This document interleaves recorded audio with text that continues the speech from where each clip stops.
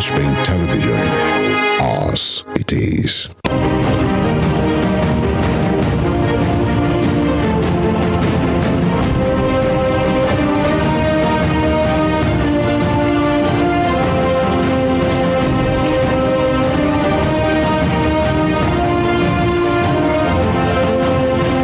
Here are the top stories of the news.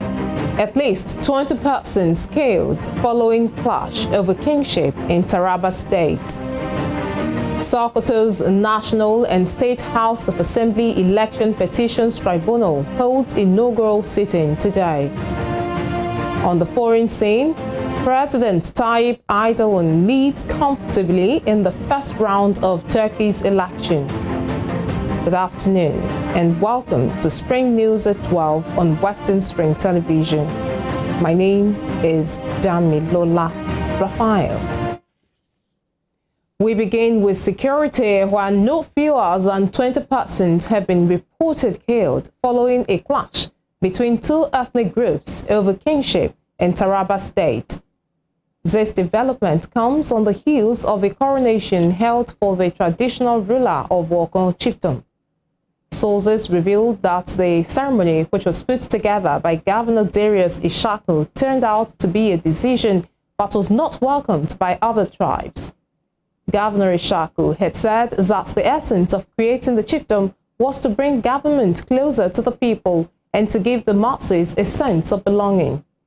It was, however, gathered that some residents of Karim Lamido local government showed their outright rejection by burning tires, which later metamorphosed into full-blown crisis, leading to the deaths of at least 20 persons and properties destroyed. Staying with security, the Nigerian Army has recruited 6,251 new intakes to confront the country's security challenges. Chief of Army Staff Farouk Yahaya disclosed the figure during the passing out parade of the 84 regular recruits intake in Zaria, Kaduna. He said the recruitment is informed by the determination of the armed force to fill its manpower void and effectively check insecurity in the country. The Army Chief urged the recruits to embrace loyalty, selflessness, and other qualities which he described as the core values of the Army. Meanwhile, Seun Kuti, son of Afrobeat legend Fela Kuti, has reported himself to the Lagos Police Command. It was reported that the musician, along with his lawyer Adeyinka Olumide Fushika, this morning met with the State Commissioner of Police Idowu Owonwa. Recall that the Inspector General of Police, IGP Usman Alkali Baba, had ordered Seun's arrest after a video of the musician assaulting a policeman surfaced online. In the viral video, Seun was seen involved in a heated argument with the officer before he proceeded to slap the officer who was standing in the middle of a busy road. To legal matters now. The Sokoto State National and State House of Assembly Election Petitions Tribunal Panel 2 will hold its inaugural sitting today. The Tribunal Secretary, Sunday Martins, issued the notice and says the inaugural sitting is scheduled for Court 6, High Court Complex, Sokoto. The Tribunal has so far received 17 petitions in respect of the March 18 governorship and House of Assembly elections, including 1 governorship and 16 House of Assembly petitions. While APC filed petitions for 10 House of Assembly seats, while the PDP filed 1 petition for the governorship and 6 for the assembly seats. Moving on, Nigerian chef Hilda Bassi, popularly known as Hilda Bassi, made a historic feat this morning when she broke the Guinness World Record for longest cooking time by an individual. As of 8:32 a.m. this morning, Miss Bassi had cooked for 88 hours and 32 minutes to surpass the previous record set by an Indian chef, Lata Tondon, in 2019. The previous title holder cooked for 87 hours, 45 minutes, and 0 seconds. Bassi started her 4-day cooking marathon challenge on May 11 at the Amore Gardens. The 27-year-old will keep cooking to extend the record. On why she embarked on the challenge, Bassey said it is one of her biggest aspirations, adding that it is also an opportunity to tell some positive stories from Africa through the meals that we eat. To politics, a former governor of Akwa Ibom State, Senator Godswill Akpabio, has said he expects the number of lawmakers supporting his ambition to be the president of the 10th Senate to rise to 86 by June. Akpabio, who currently has the backing of the ruling All Progressives Congress for the seat, stated this when he led some lawmakers on a courtesy visit to the governor of Lagos State, Babajide Sanwo-Olu, yesterday. He noted that the Senate is composed of men and women of integrity, adding that they will not allow the country to be bought by the highest bidder. The Senate President hopeful also listed out his plan for the Red Chamber's 10th Assembly.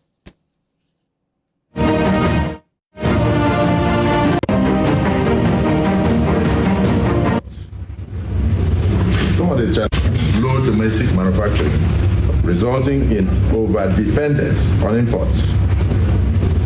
Some of the challenges facing us, which we intend to address through legislation and through partnership with the executive arm of the federal government. A multifaceted approach to solving those challenges I just mentioned will be required. The Nigerian Senate must lead the change and must charge forward in contributing to the growth of the domestic economy. I think that everything will center on security, the economy, unemployment, of course, production, which is the key to ensuring the employment opportunities that we will create for our future and the current unemployed. In the meantime, Ben Kalu has defended the choice of the All Progressives Congress, APC, to zone the post of the Deputy Speaker in the yet-to-be inaugurated 10th National Assembly to the Southeast Geopolitical Zone. The lawmaker, representing Bende Federal Constituency in Abia State, was of the opinion that the APC should include Southeast in the scheme of things now, in order not to get another poor turnout of votes from the zone in 2027. He disclosed that in the last 4 years, the Southeast did not hold any of the presiding officer's position, and it impacted on the election, among other things. He stated that if the APC starts now to plan and adopt the spirit of inclusion, the Southeast was going to yield a better harvest than what was yielded before. Elsewhere, the Taraba state government has debunked reports that 2 billion naira had been approved for the purchase of luxury vehicles for the governor, his deputy, and their wives. The special advisor to the state governor, Darius Ishaku, on media and publicity, Bala Dan Abu, made this known in a statement yesterday. He described the report that the State Executive Council approved the money. It's just the imagination of social media writers. But the opposition Action Alliance Party in the state described the alleged 2 billion naira luxury vehicles as outrageous at a time when government owed a backlog of pensions and gratuities. Elsewhere, the National Drug Law Enforcement Agency, NDLEA, says it has arrested 2 businessmen for drug trafficking. In a statement yesterday, NDLEA spokesperson Femi Babafemi said the suspects, 49-year-old Honor Ebere and 47-year-old Christian Obuji, excreted 193 pellets of cocaine after 3 days in the custody of the agency. Mr. Babafemi said the traffickers were intercepted at the Abuja airport on Wednesday upon their arrival from Uganda via Addis Ababa on board an Ethiopian Airlines flight. The NDLEA also said 160 suspects were arrested in Kano after operatives raided 2 notorious drug joints.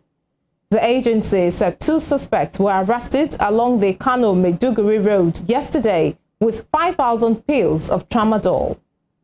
25 suspects were also arrested in raids across the Federal Capital Territory. You're watching Spring News at 12 on Western Spring Television. We will be right back after this break.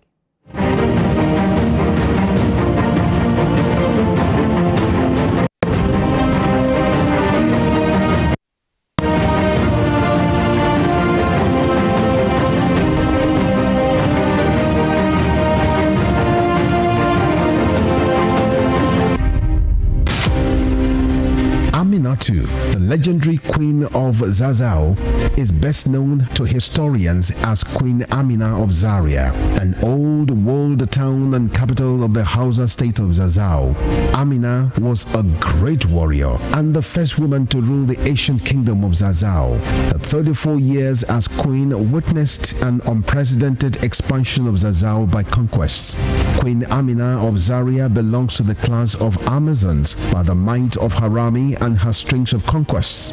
She opened Zaria to trans-border trade and was said to have initiated kola nut cultivation in the ancient kingdom. The Hausa Muslim figure was born in 1533 and died in 1610 at the age of 77 years. Folklores remember Aminatu, the Queen of Zazzau, as a brave, smart and talented leader whose giant statue now adorns the National Arts Theatre in Lagos, Nigeria, while many educational institutions bear her name. Western Spring Television identifies Queen Amina as a watershed character in history.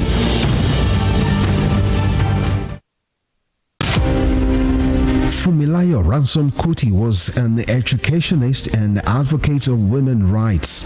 She was recognized for her vitriolic comments against colonial policy of taxation as it affected the Nigerian women. Bere, as fondly addressed by her women followers, Funmilayo championed the initiation of universal adult suffrage, which gave an unprecedented leeway for women to contest elective offices and power to exercise voting rights. Married to a foremost educationist and teacher, Israel Oladoto Ransome Kuti, the first president of Nigeria Union of Teachers, Funmilayo Ransome Kuti was the mother of children who inherited her spirit of activism. Olufela and Be Ololari, the former, a renowned musical legend. She was the first female student of Abeokuta Grammar School and the first female to own and drive a car in Nigeria. The award recipient of Member of Order of Nigeria MON and Lenin Peace Prize, was born on 25th October 1900 and was killed on 13th April 1978 by rampaging road soldiers in Lagos. Western Spring Television identifies Funmilayo Ransome Kuti as a watershed character in history.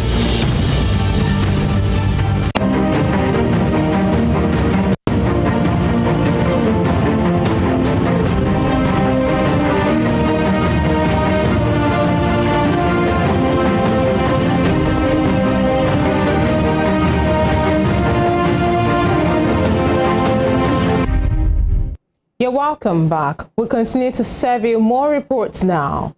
In a rather sad development, many were found injured in a crash that occurred this morning on the Lagos-Ibadan Expressway. The crash, which took place opposite the Punch office, kilometer 14 of the expressway, involved a truck and several other vehicles on the road. It was gathered that the truck, usually used to convey cows, rammed into a vehicle from behind, as the vehicle also rammed into other vehicles at its front, leading to a chain of crashes. An official of the Federal Road Safety Corps, who spoke on condition of anonymity, told newsmen that at least 4 injured persons had been taken to a nearby hospital. He said efforts were ongoing to ascertain further casualties and to remove the truck from the road. The spokesperson for the Ogun sector of the FRSC, Florence Okpe, could not be immediately reached. Talking business, the Debt Management Office, DMO, says Nigeria's growing debt profile is the result of years of operating budget deficits by successive governments. Speaking to the News Agency of Nigeria, Director General of the agency, Patience Oneha, said a review of Nigeria's fiscal data shows But not only has the government operated increasing budget deficits, but most of the deficits have been funded through local and external borrowing. The Director General said if revenues had been greater or expenditures had been lower, the trend could have been avoided or at least reduced. She asked the incoming administration of President-elect Bola Tinubu to take cognizance of the situation and prioritize increased revenue generation. The agency had pegged Nigeria's total public debt at 46.25 trillion naira at the end of December 2022. Outside Nigeria, British American Tobacco has appointed Finance Director Tadeo Maroko as CEO this morning, succeeding Jack Bowles, who is stepping down after about 4 years. Mr. Maroko started working for the tobacco firm in Brazil in 1992 and was appointed to the board in 2019. Mr. Bowles, who also joins the board in 2019, has led the maker of Lucky Strike and Dunhill cigarettes through a transformation to focus growth on new categories such as vape and e-cigarettes. Prior to leading the company's transformation charge, Mr. Maroko has headed its key Europe and North Africa regions. Still in business, oil prices fell this morning as concerns about fuel demand in the top global oil consumers, the United States and China, offset bullish sentiment about tightening supplies from OPEC Plus cuts and a resumption in U.S. buying for reserves.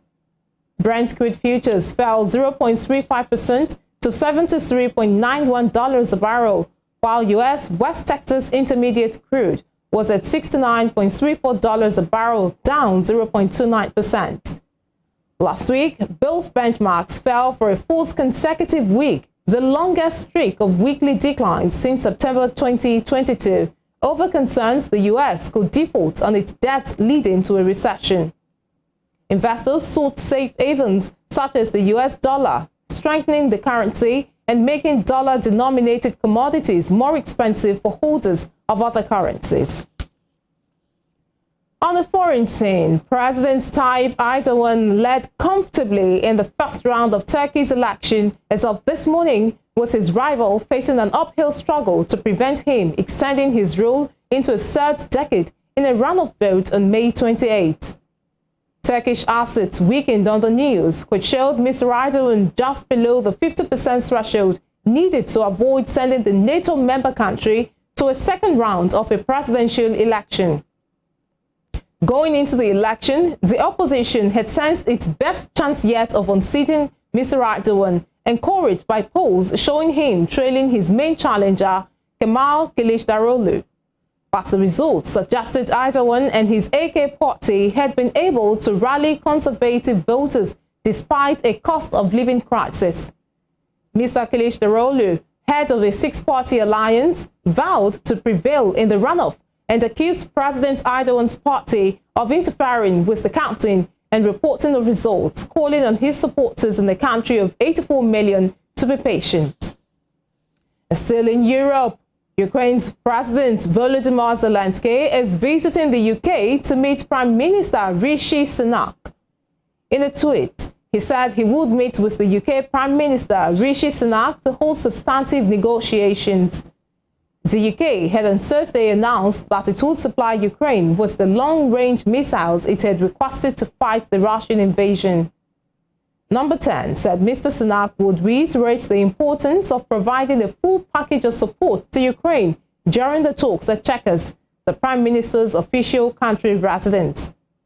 Mr. Zelensky's trip to the UK will be the fourth stop on a European tour that included meetings in Paris, Berlin, and Rome. And you are actually the first foreign leader that I've had the privilege of welcoming here as Prime Minister. And there's a lot of great history here. In fact, this room that we're standing in, Winston Churchill made many of his famous speeches in World War II from this room. And in the same way today, your leadership, your country's bravery and fortitude are an inspiration to us all. I look forward to us discussing what more we can do to support you and your country. First of all, thank you very much. You supported already a lot for us. You did a lot, your government and His Majesty, the King, and of course your people, your society. We are very thankful from all our hearts, from Ukrainians, from our soldiers. We are thankful. And this privilege to be here. Yes, the first time. You said not the last? Definitely not the last. So we, of course, we'll discuss very important issues, urgent support for Ukraine and security for, I think, not only for Ukraine, it's important for all the Europe. So thank you that you hosted me and invited me. Well, it's great to have you here, my friend. Thanks for being here. In Asia, silenced two main opposition parties agreed this morning to form a ruling coalition after they trounced in a weekend election military-backed rivals that have controlled government for nearly a decade. The Move Forward Party and opposition heavyweight Phil Thai dominated Sunday's ballot in a stunning rout of army-backed parties, but they could face challenges in mustering enough support with parliamentary roles drafted by the military after a 2014 coup skewed in favor of its allies. Their alliance would need to ensure its efforts to form a new government would not be stymied by a junta-appointed Senate, which gets to vote on the Prime Minister in a bicameral sitting of the 750-member legislature and has a record of favoring conservative parties led by generals.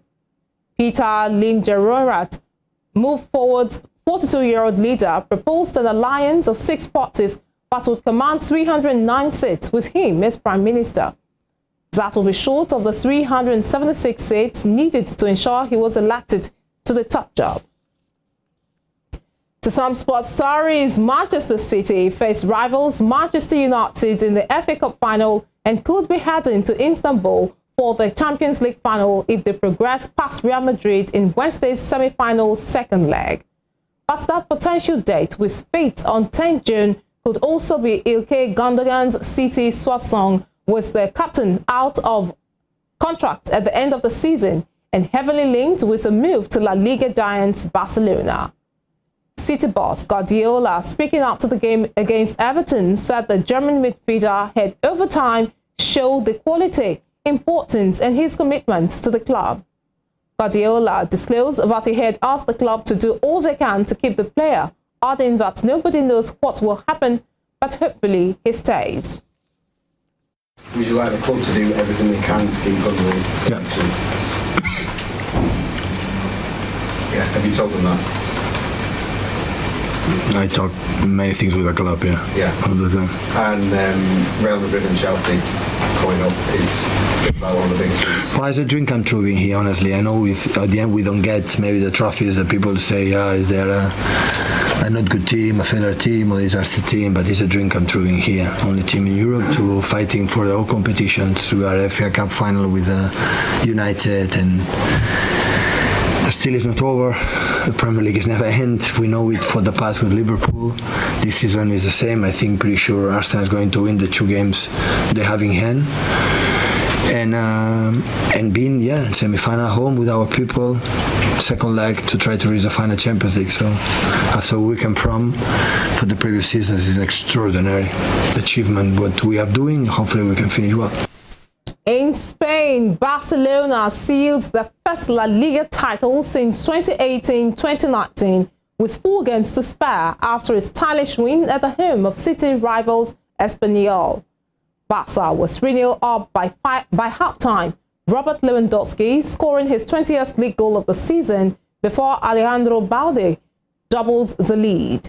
Lewandowski added the third before Jules Koundé's header made it 4-0. Espanyol did reduce the deficit through Javier Puado and Joselu, but remain in trouble near the bottom of the table. Barcelona have 85 points, 14 more than nearest rivals Real Madrid, with 12 points left to play for.